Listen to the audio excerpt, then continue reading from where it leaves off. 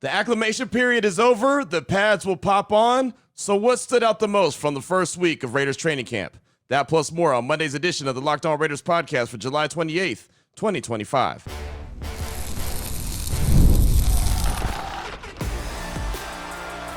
You are Locked On Raiders, your daily Las Vegas Raiders podcast. Part of the Locked On Podcast Network, your team every day. And welcome in, Raider Nation, to another edition of the Locked On Raiders podcast. Thank you so much for making the show your first listen of the day. We definitely appreciate you. If you're catching the show wherever you find your favorite podcast, or you're checking us out by way of the YouTube page, you know we appreciate both. Show continues to grow each and every day because of your consistent support and the great job that my man Ari does behind the scenes, making sure we look good and sound good each and every day by way of the Locked On Raiders podcast YouTube page. So big ups to Ari. He does a great job. He's on Twitter at Ari Produces. You can hit me up as well at your boy Q254. And we got the Locked On Raider podcast voicemail line for you at 707-654-4693. And as you can imagine, a lot of feedback, calls, text, everything about the Christian Wilkins situation, who on Thursday, late on Thursday, the Raiders decided to release. Talked about it in great detail on Friday's show. Matter of fact, had a double disc version of the Locked On Raiders podcast because, well, one whole show was basically dedicated to Christian Wilkins, and then we had to get some other news and notes in. So we had to double up on Friday. So there's still some feedback coming in when it comes to Christian Wilkins and the situation, as we still don't know every single detail of how it ended up being, what it became. But we know what it is at the end of the day. Christian Wilkins is no longer with the silver and black. So your calls, your texts will close out the show. That'll be in segment number 3. Segment number 2, just really want to recap the first week, right? I mean, the 5-day acclimation period, 4 practices. Today, they're going to put on the pads for the very first time. They'll have back-to-back pad days, Monday and Tuesday. But really want to talk about what stood out to me the most from personnel, from the way that the guys are going out there and practicing, just kind of all what it looks like. Summarize it real well for you. We'll do that in segment number 2 of today's Locked On Raiders podcast. Here in segment number 1, as we always do, we've got news and notes of the day, including a little bit of a roster update. We'll jump into that after I tell you about the title sponsor of the show, and that's Gametime.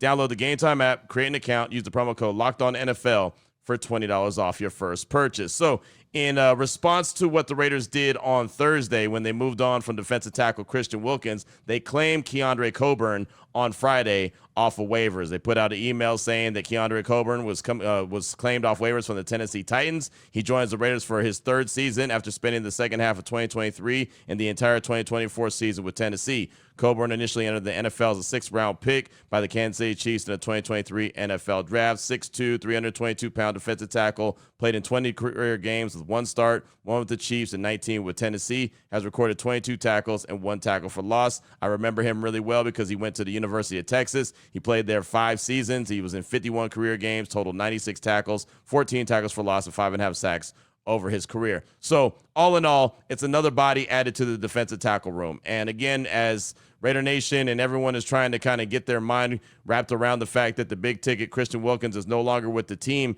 you keep realizing, and something that I've been trying to reiterate to anyone who will listen, that defensive tackle room is very, very deep. Obviously, Adam Butler is the lead dog in that room, but that's a deep room. And these guys are getting after it, and they all believe that they can fill that role. And you have guys like Coburn who are going to go in there and compete. Jonah Laulu, he's going to go in there and compete. You heard him on the show, I believe, Friday, Disc 1 is when you heard the conversation I had with Jonah. He's a guy who's going to be able to go in there and compete. Liki Fotu, he's going to go in there and compete. There's a lot of dudes in that defensive tackle room. And the one thing that, again, I want to reiterate that I feel good about the position, even though, Christian Wilkins is a heck of a talent and he's not there, you can't really miss what you never had. And the Raiders only had him for 5 games last year, so they found ways to overcome without him. They're going to find ways to overcome without him now. It's just that simple. And then all of a sudden, the other guy that's going to play a major factor in that defensive tackle room as well, maybe not consistently, but you're going to see him in there, is defensive tackle Tyree Wilson. That's something that he reiterated on Sunday when we got a chance to catch up with him after practice, is that he's getting a lot of snaps in the defensive tackle, in the interior of that defensive line. And he said the only thing that's different from what I was already doing is now I'm setting up the guys on the edge, right? When I'm playing in the defensive tackle room, I'm also making plays for the guys on the edge like Kuntz and Max Crosby, where he's not really just going for his own self stats. And that's part of being that defensive tackle. That's part of being that big fella in the middle, is to help, kind of give an assist to the guys on the outside. Is something that Max Crosby truly has never had since he's been with the Raiders, a consistent guy in the middle that can help collapse that pocket. Tyree Wilson's also going to play a role in that, and he's part of the mix. So they just added another body in Keandre Coburn, who, again, is going into year 3. He's had plenty of burn, not really starter, but he could be a guy part of the rotation. Before we get into segment number 2 and start talking about what really stood out to me in the overall theme, and something that even has a little bit of Raider Nation kind of concerned about what's going on with the offense, I do want you to hear the conversation that I had with linebacker Devin White. I had this opportunity to catch up with him Friday after practice. The Raiders have been really good where they've been making a guy available. I talked to Isaiah Polamau. I talked to Jonah Laulu. Got a chance to catch up with Devin White today after practice. I'm going to catch up with quarterback Aiden O'Connell, obviously the backup quarterback, but I'm going to have a chance to go one-on-one with him, so you'll hear that coming up on tomorrow's show. But here's my conversation on Friday with linebacker Devin White. Here, Raiders linebacker Devin White following practice, and Devin, it looked like today was a day that the defense was really getting after the ball. What'd you see out there today? Oh, just a lot of guys knowing their assignment, and just flying around having fun. I think that's what it all started with when you got a bunch of new guys learning a new system. It's just about attacking the ball and just playing fast. But in order to do that, you got to know what you're doing. Back in mandatory minicamp, you said you were talking about playing fast and said that you felt like your legs were back under you. It looks like your legs are really under you. How are you feeling? I'm feeling good. Man, it's really hot out here. It's really dry. I'm coming to work every day. I'm challenging myself, just to get after it, man. When the ball thrown, no matter if it's to my side or not, I'm trying to get over there. At the end of the day, I'm going to kill myself in practice, but it's going to make it easier when it's game time, and I've been doing it for a while. It's just going to be second nature again. And like I said, my game is my speed, and my ability to just go get it. So I'm getting back to that, like I said, feeling real healthy. Shout out to Guy. It's been a long time coming, but I'm ready. What does that mean when you go hard in practice? And Coach said he wants this to be the toughest training camp ever, and makes it translate to game day a little bit easier. Yeah, your body just ready for it. If you're not, doing the extra right now, it's going to hurt later. But, doing the extra right now makes later feel just normal, right. Because we've been doing it. I've been running to the ball. So if you see me in week 1, you're like, oh, it almost got out, but he got it. But we've been doing that in training camp all this time. So it's just second nature. Kind of just train your mind, and the body will follow. The linebacker room is it's all new, right? You guys are all veterans, but it's all new for this team. So How do you think you guys are coming together, and now the addition of Jamal Adams too? I think we're coming together well. I like what they're doing. They're bringing a lot of guys in that's played a lot of ball, but a lot of guys that push the guy that's in front of them and the guy that's behind and get pushed by the guy that's behind that person. So at the end of the day, nobody can be comfortable in the room. And that's really good, because it makes you want to come to work every day and show it. And like I said, you might start in one position, but you might not end there. It just depends on the work you do. But my whole philosophy is, man, just teach everything. Just give all the knowledge you can and, make the best man win. Is that how this room is operating as well? Because the team and the defense is relatively young. Yeah. But it seems like you guys have an opportunity to kind of be those leaders. Oh, yeah, for sure, man. Everywhere I've been, that's been one of my prime things is being a leader, at LSU with the Tampa Bay. It's just always being a leader and lead by example, but then lead with your words and your actions. And, man, I think everything else will follow. So how do you go from a day like today where the defense definitely had the advantage to, clearing it and then getting back to practice and not getting too high on it? Well, at the end of the day, we still growing. Mm-hmm. We still executing, we still putting in more things. So I think it's a non-stop thing for us because you want to do the right things. Everybody fighting for a position, so you don't have time to take a step back. And that's the one thing that we preach. PG come in the room every day, and that's what he talk about. Is like, hey, taking the next step. Hey, I'm putting in a new defense. Let's go master it. Let's learn it, and let's keep rolling. Then you got guys like myself, Max. You got E-Rob, man. We not letting nobody slack, man. Right. Me and E-Rob, we both won Super Bowls, man. We know what the Super Bowl defense look like. We know what the work ethic is. And Max, man, he been all Pro Bowl for a reason every year. And, it just speaks for itself, man. We found out yesterday about Christian Wilkins. He's not coming back, but that defensive tackle room looks pretty deep. What do you see from those guys and the defensive line? Obviously, it makes your guys' job as linebackers easier when those guys are able to do their job too. It's a lot of young guys, but we counting on them and we pushing them every day, just kind of being on the same page with them. We're a unit, One guy don't define the defense, one guy don't define that room. It would have been great to have them, but, hey, we got to move on, man. Right. Next man up. That next man up mentality, a person can go earn a starting job or, however it's going to go. But we're going to be pushing every guy that's in there. Well, we'll close out with this. Back in mandatory minicamp, you talked about John Spytek, that relationship. That's how you got here so quickly. How has it been since you've been here getting acclimated to the team and working for Coach PG? I say with John Spytek, man, I think the relationship's still the same. Great guy, man. I love him to death, man. I'm always appreciative of what he did for me in the past and what he's continuing to do for me, just giving me an opportunity. That's all I need is one opportunity, because I know what I can do. I know what I bring to an organization, and man, just shout out to him, man. Then PG, he's been working with me a lot of one-on-one, a lot of daily stuff, just making me feel comfortable in the defense to go be that dog. And when you got a guy behind you like that, it's easy to go hard, even harder, because I'm going to go hard regardless, but it's even easier to go even harder because he believes in you. He want to see you win. He want to see the defense win. So, hey, man, he calling upon me. He putting a lot of stress on me in his defense, and I'm delivering. Well, Raider Nation was here yesterday, and they're counting on you, too. They're cheering for you. The crowd, you like the crowd yesterday? I love the crowd, man. We finna get this thing turned around. Yeah. And I know what this feeling feel like, and I just know we finna do it again, what I once did in the past with an organization who just was, ready to win again, a lot of history, and we finna get it done. So y'all just stay patient. We're gonna keep working hard. Really good stuff right there from Devin White, and he's a guy that, is a veteran in this linebacking room. You've got Landon Roberts, you've got Devin White, you've got Jermaine Pratt, who they brought over, and then also Jamal Adams, right? And we've been talking about Jamal Adams and him getting burned at that linebacker position, playing the box safety type role, and he's another guy that could be an X factor. As long as he's healthy and can make the 53-man roster, I definitely believe he could be a big addition and a big help to this Raiders defense, and another chess piece that defensive coordinator Patrick Graham could use at his disposal. So there's a lot of interchangeable parts and a lot of guys out there competing, and competition has been the theme ever since Pete Carroll has taken over and took the head coaching job of the Silver and Black. So what stood out to me the most, maybe some personnel moves that stood out throughout the course of the week of practice, the 4 days of practice that we observed, and obviously leading into the first day of pads today. We'll talk about that coming up in segment number 2 of today's Locked On Raiders podcast. Before we get to that, though, I do want you to know that this episode is presented by Yahoo Fantasy.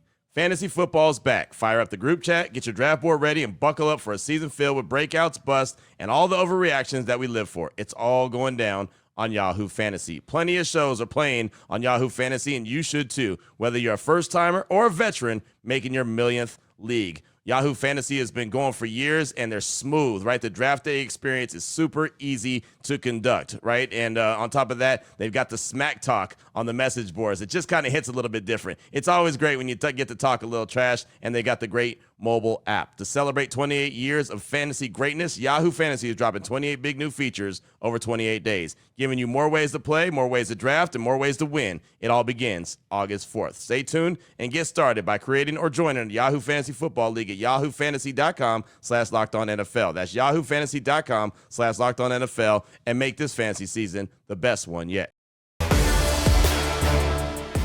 All right, Raider Nation, here we go. Segment number 2 of today's Locked On Raiders podcast. Want to kind of summarize week 1 of training camp now that it's officially in the books. 4 days of practice, 5-day acclimation period, and today is going to be the first day of pads, and then tomorrow they'll have pads as well. And the tweet that I put out on Sunday at practice, biggest takeaway, or right after practice, biggest takeaway from the first week of Raiders training camp is there is competition everywhere, right? Nothing to get worked up about, but there is competition everywhere. So it's funny, on Friday, and obviously we didn't have a show following Friday's practice. Friday was definitely the defense's day. The defense just had a really good day. They were making plays. They were flying around. You heard my conversation with Devin White. I was saying the same thing about it looked like that the defense had a day. On Sunday, it was much different, right? Geno Smith threw some really nice balls. You saw guys like Jack Besh make some nice plays. You saw Trey Tucker make some nice plays, get behind the defense a couple times, right? You saw a completely better day from the offense. As a matter of fact, I would argue and say that Sunday was probably the best day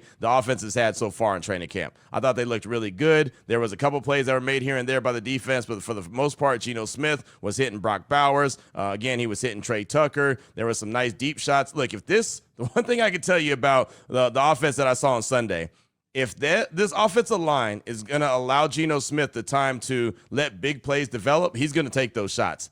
And he had some really accurate deep balls, especially to Trey Tucker, where he's able to get behind the defense. Dante Thornton Jr., I've been kind of critical on him just because I want to see him evolve as a NFL wide receiver. And I'll tell you, on Sunday, you started to see the evolution of Dante Thornton. You could see that the mistakes that he might have made on Wednesday, he wasn't making that mistake on Sunday. And the mistake that he made on Thursday, he didn't make on Sunday. So you could see he's starting to learn about being an NFL wide receiver. Is it going to just click and be immediate overnight? No. Of course not, right? It's a process. But you can see what Pete Carroll has talked about before. Young guys, he doesn't mind playing them as long as when they make mistakes, they don't make the same mistake twice. So it felt like to me on Sunday that the offense really won the day. And the other thing that they did on Sunday that I thought was really cool was the fact that they had a lot of young guys in certain places, right? I mean, like the cornerbacks. You saw Eric Stokes, you saw Darian Porter, but you also saw a lot of JT Woods, a young man that they picked up he was in the Chargers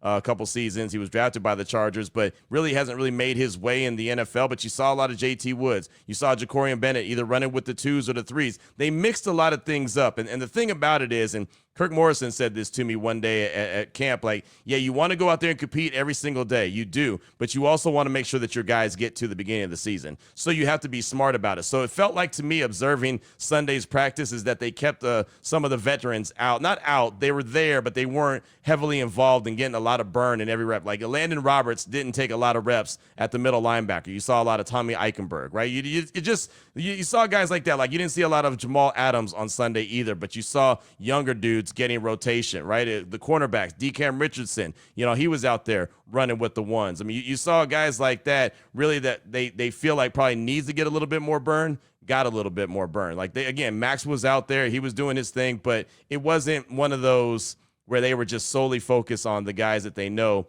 are going to be the starters. And then what stood out to me as well was the fact that Jackson Powers Johnson was running with the 2s, right? He was the center that was snapping to Aiden O'Connell. And I know that when we tweet that out, like I tweeted out a lot of JPJ with the 2s. I know a lot of Raider Nation got in a tizzy, right? Got in a panic. Wait, what do you mean he's running with the 2s? Hold on, what's going on?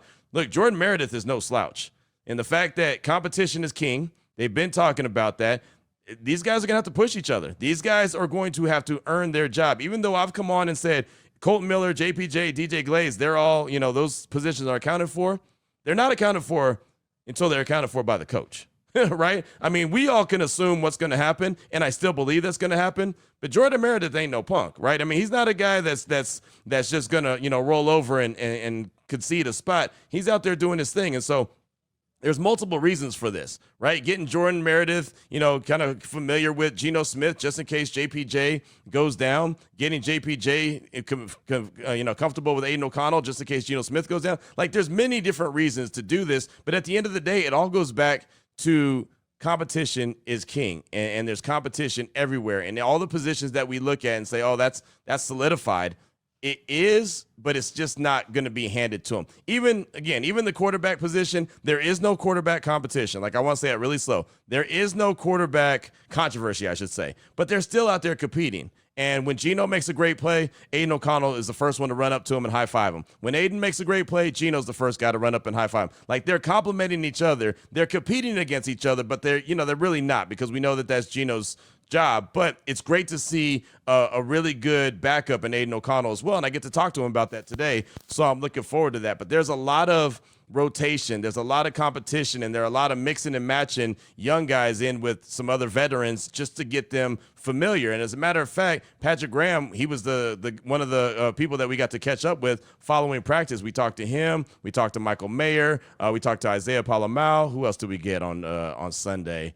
There was a couple other players that I'm forgetting now, but Tyree Wilson was another guy that we talked to. Alex Kappa was another guy that we talked to, but the first one that led us off was Patrick Graham, defensive coordinator. And so here's a little back and forth to Sean Reed, Vinny Bonsignore, and myself asking PG just really about the cornerback competition and really how important it is for these young guys to get some burn with the 1s or even the 2s, even if that's not what they really actually play. You guys have had a few people rotating in at cornerback since OTAs. What have you seen just from the competition players?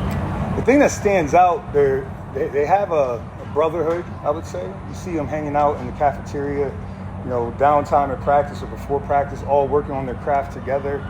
The thing that's encouraging, you see a lot of length out there and a lot of speed. I mean, it's a space game in this league, and the receivers just keep getting better. I mean, I wish LSU stopped having receivers. Maybe they have less. I mean, they just have a whole bunch of receivers out there. But we got a good collective of a good group of fast, long guys, and then tomorrow we'll get to the physicality part in terms of seeing who's going to be able to support the run, see if we get their hands on people and press. So I'm encouraged. Hammering this guy that's been here, and it got thrown in the fire last year. Saw him running with the ones today. What about his progress so far this week? For me, the best thing that could have happened, I just love the fact that the room is competitive.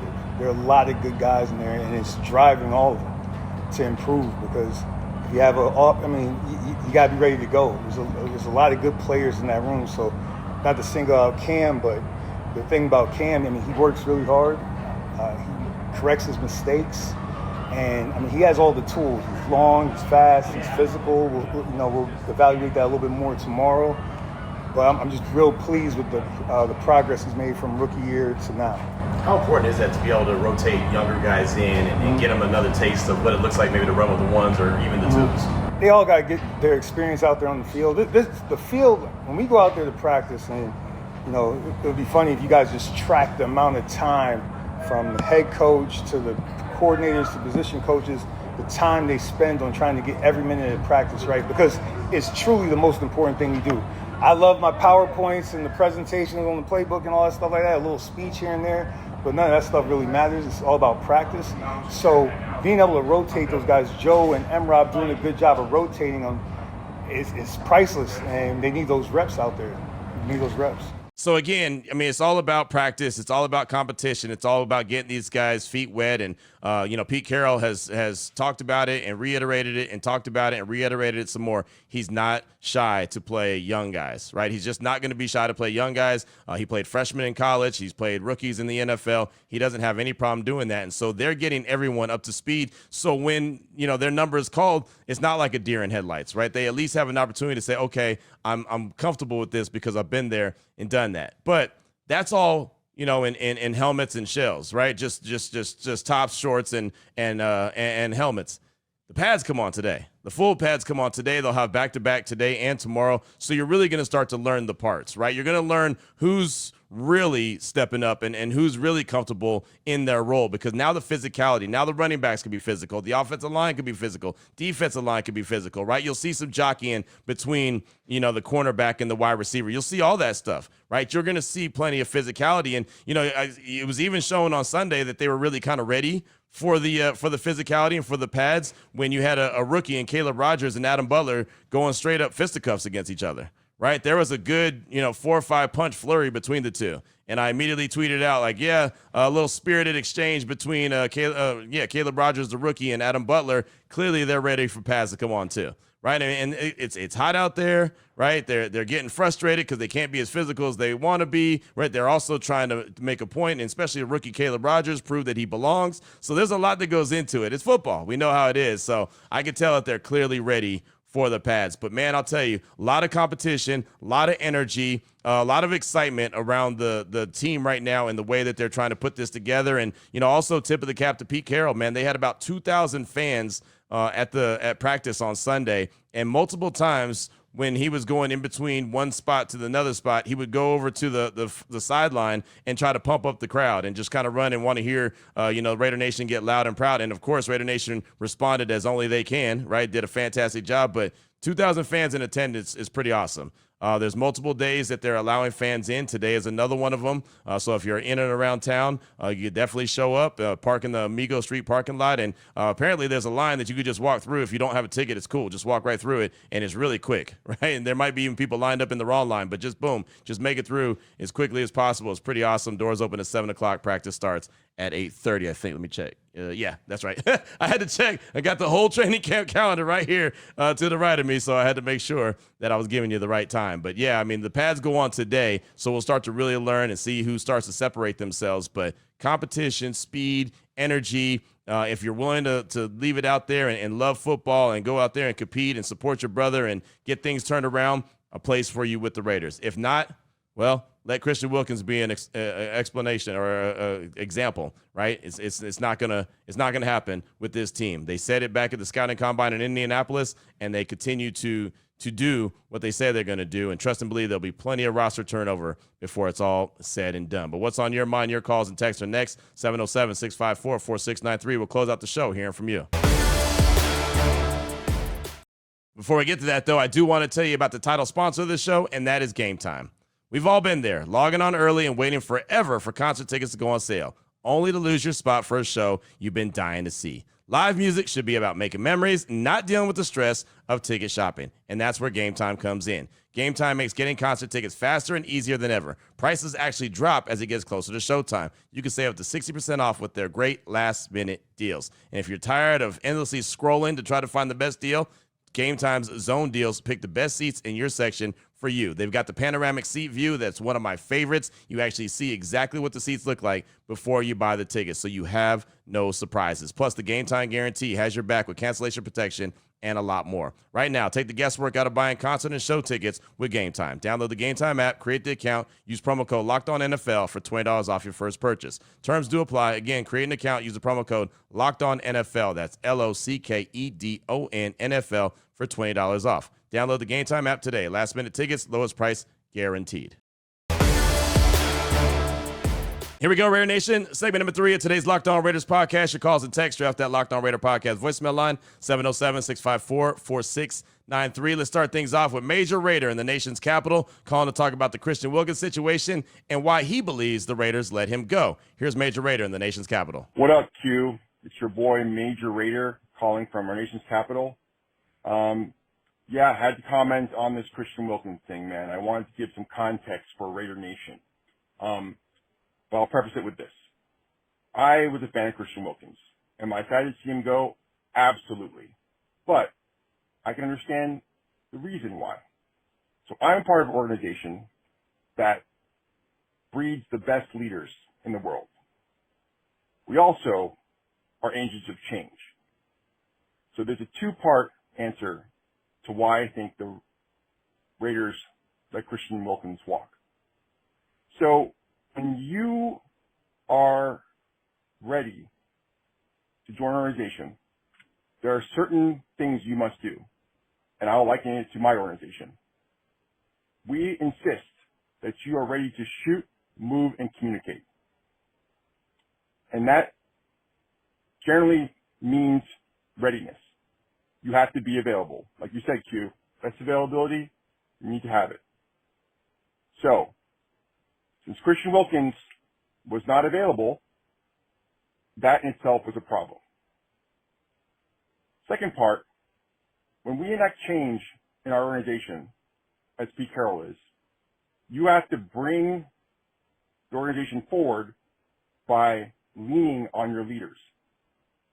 Your leaders are the ones who are going to help enact that cultural change. And by all accounts, Christian Wilkins was a leader on the team. So if a leader cannot get with the program and help move that change, well, then you got to go. So that's my take. It's not pleasant, but I understand why. Raider Nation will get through it. Thanks, Q. Appreciate everything you do. Raiders. Thanks for the call. Got Major Raider. We got Vader Raider. We got Raider Raider. We got it all here on the Locked On Raiders podcast. Shout out to you. And I like how you summarized that, right? Shoot, move, and communicate, a.k.a. being available, right? That's what it's all about, right? Christian Wilkins didn't help move the organization and move the change of the culture and establish a winning culture. It all goes back to availability. He just wasn't available. It really feels like a situation where they weren't.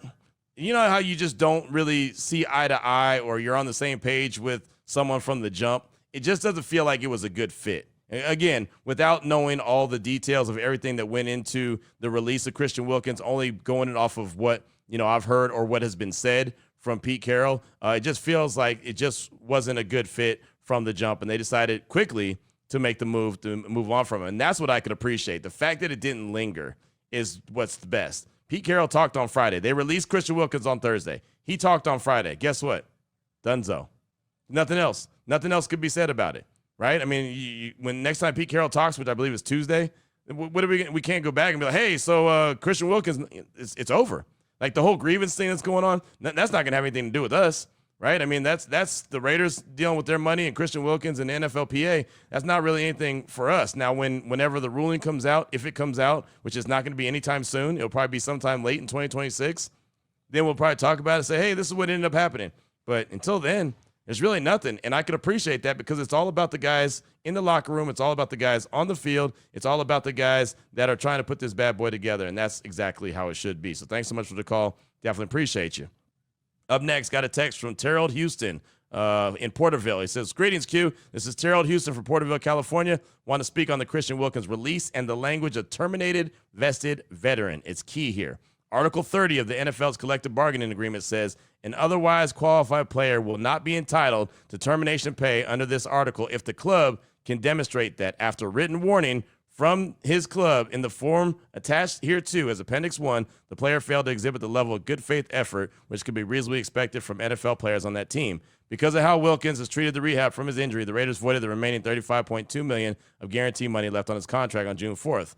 Wilkins had 50 days from June 4th to file a grievance with the NFLPA on his PA on his behalf. The union filed today, 7/24, on his behalf. What's worth noting is the expectations from players on his team. So that's a really good text from Terrell. Thanks so much for that. I do appreciate you. The one thing I don't know, and I don't want to speculate, but was he given written warning, from the team? Is there any kind of paper trail? That's going to be a big question. Again, that's for the Raiders to prove that there is or there isn't, and that's up to the NFLPA to prove that Christian Wilkins should get his money.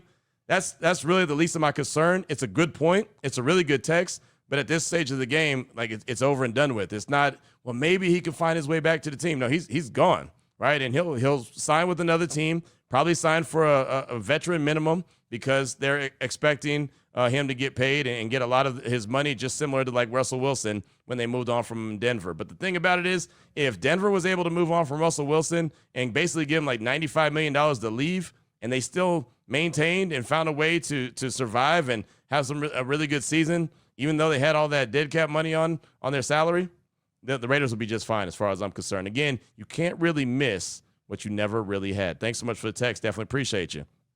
Up next, got a call from DB Cooper. He's calling to speak on the Christian Wilkins situation and what he thinks about the process of moving on from him. Here he is, DB Cooper. Q, this is DB Cooper from Emmett, man.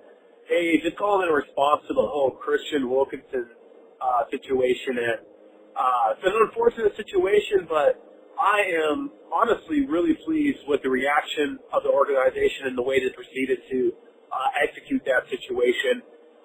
They saw that they had honestly a lost investment in Christian Wilkinson, and they decided to really not waste their time, resources, and money any longer and release him.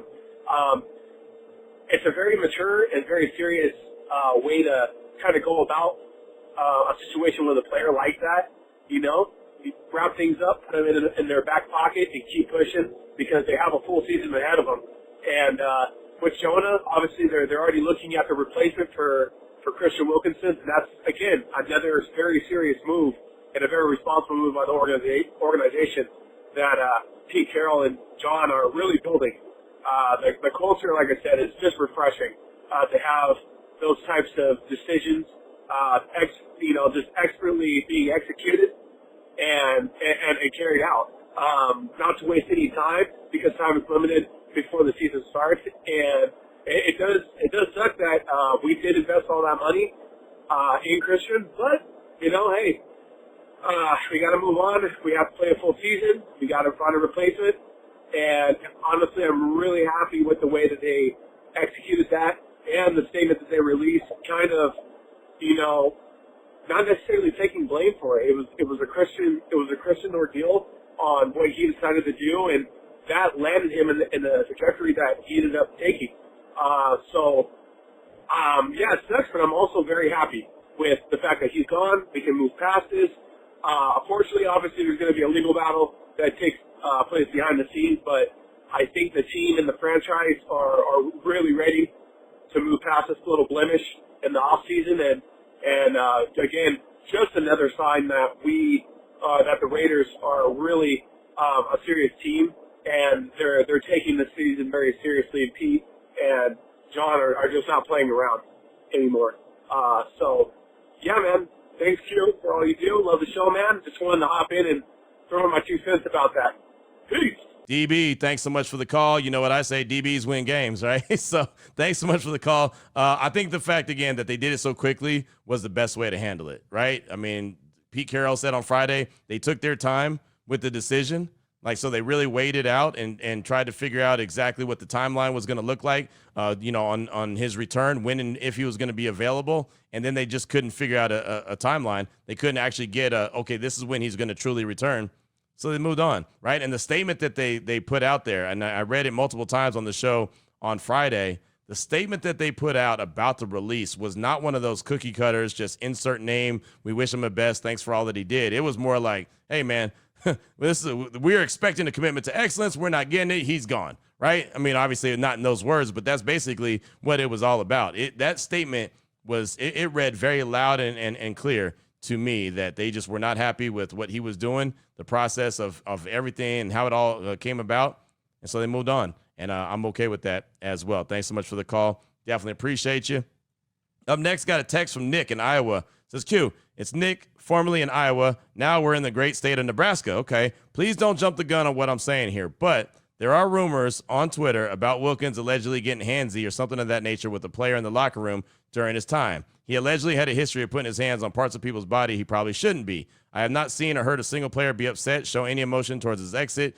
Josina Anderson's report on Twitter, Wilkins had an incident with a teammate that assisted in his departure. I'm not at all saying that there's anything wrong with what he does or doesn't enjoy doing behind closed doors, but this whole thing seems off, like there's something that isn't being fully released. Just a thought after seeing some things on Twitter. I won't be shocked if something else about this comes out later on. Thanks for all you guys do. Love the new Raiders Squad show, and the Raiders show as always. Go Raiders. That's Nick in Iowa, or Nick, formerly of Iowa, now in the great state of Nebraska. Shout out to Matt Rule there and Nebraska Cornhuskers. I think he'll do some good things, continue to do some good things, I should say, there. But yeah, I saw all these different reports and I hear people talking about this incident. And unfortunately, I don't know what the incident is.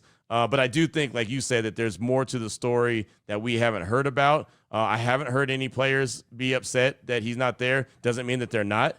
It just means that they're moving on and they know that this is a business and that they have a lot of work to do and they're trying to build this team up for the season. So I don't know how they're feeling, behind the scenes or whatever the case may be. From everything I understood, he was a hell of a teammate. I think that everyone really liked him. But then again, I didn't get to, see him or even talk to him that much. I mean, he literally was around for 5 games last season. So we didn't really get a whole lot of time to get too familiar with him and, all of a sudden like become friends with him, build a relationship with him. It just wasn't there. But I have seen those rumors and report. I can't say that those are true or false. I don't want to be that guy. I'm not going to start any rumors, but I've seen that. And I saw, and I do respect what Josina Anderson says. I read her whole story on the exhibit. That's her website that she has. And she did say that there was an incident with the player. And then apparently his agent said, but Christian was just playing. So I don't know what that means. So that could lead to something that you're talking about in this tweet. It could be something completely different, but it does sound like that there was something. And Christian was kind of a jokester. He was kind of a prankster. So I could see that. And maybe something,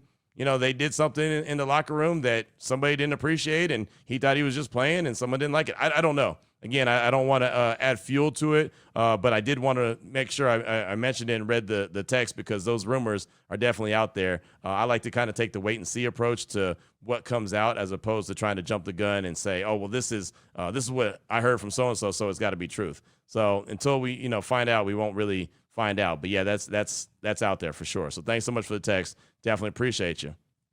And we got time for 2 more. We got a call from Trucker Ken in Central Florida calling to talk about Coach Pete Carroll and his show up and compete mentality as that pertains to Christian Wilkins. Here's Trucker Ken in Central Florida. What's up, Q? Yo, this is Trucker Ken running out of Central Florida.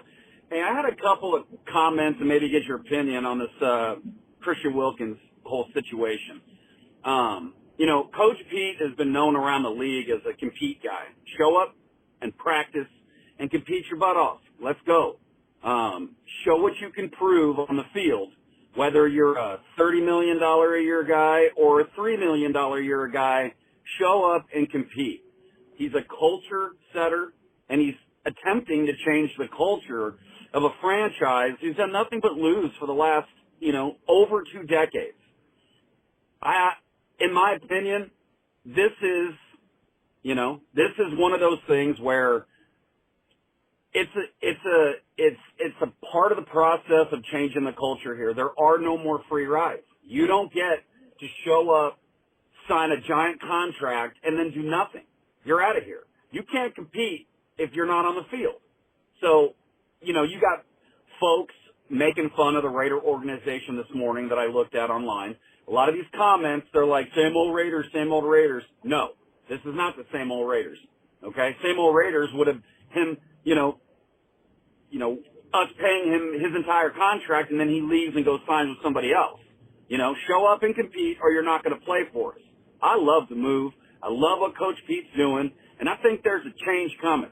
And I think it's going to show up on the field this year. Anyway, just curious to get what your opinion is, and as always, go Raiders. Trucker Ken, thanks so much for the call. Appreciate you. And, I think that's the best way to sum it up, right? There's no more scholarship guys. If you're not available, you don't love football, then that's okay. That's what John Spytek told us. There's just not a place for you on this team, right? And I'm good with that, right? Like I said, I like Christian. I think he's a heck of a player. I thought he could be a big addition to that Raiders defensive line, make Max Crosby and Malcolm Kuntz and everyone else that much better. But, you didn't have him, right? And so you got to be a guy that can be available. You got to be a guy that can be part of the solution and not the problem. And it seems like that there was more problem there with Christian Wilkins than there was solution. And that's unfortunate. But like I said, I don't have anything against him. I think he's a good dude from what I know. What I don't know is, that's whatever else, may have happened or whatever. I don't know, but it seems like he was a pretty good dude.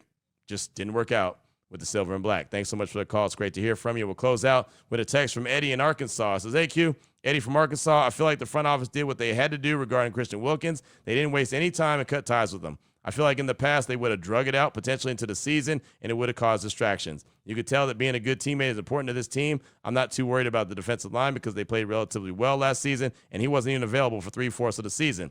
I feel like we're a serious organization for the first time in my life. I'm 29. Just a question to you. So far as a team passing the eye test compared to last year at this time, is it looking more competitive? I understand there haven't been any padded practices yet. Last year's training camp could tell the offense was going to struggle based on what you and others who are in attendance were saying about it. I'm growing more and more optimistic by the day, but also trying to remain cautious. Thanks for all that you do, Q. Raiders. That's Eddie in Arkansas. And I think that the second part is perfect. It definitely passes the eye test right now. This looks like a very competent team. This team looks like a team that has two good quarterbacks instead of two question marks at quarterback. Looks like it has some really good skill players. And, something that I've been talking about quite a bit as of late, and we keep talking about Jacoby Myers and, he's a number two. Man, just like Qadri Ishmael said, like, Q, all he does is make plays.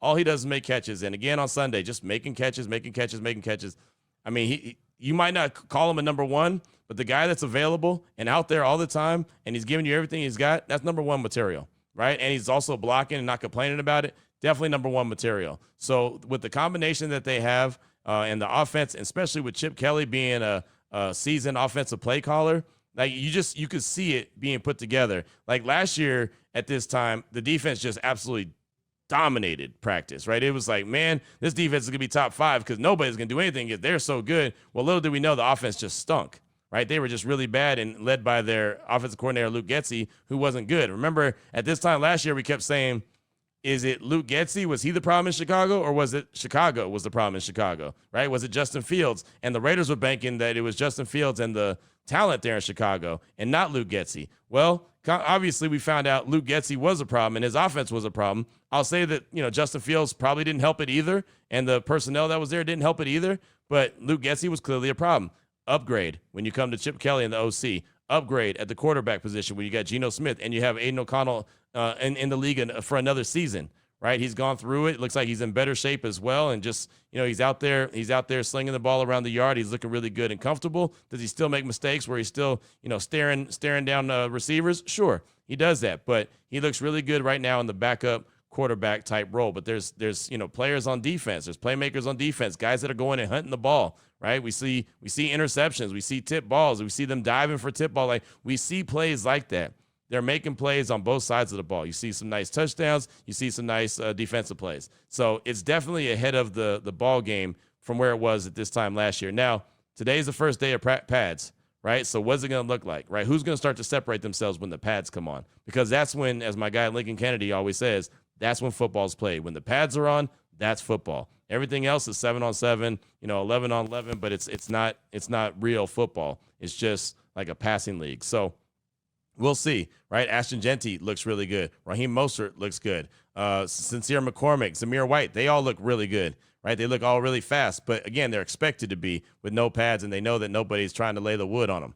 Today, it's going to be different, so we'll see how it is. But, yeah, I'm excited about the direction that this team is going for sure. Again, I'm trying to remain cautious as well like you, but it's hard to when you're seeing it up close and personal and it's making sense. And this team right now is making a lot of sense. So thanks so much for that text. Definitely appreciate you. That's going to do it for today's show. Again, I get to talk to Aiden O'Connell following practice today, a little one-on-one, so I'll have that for you tomorrow. The Raiders squad show, I believe it's going to be today.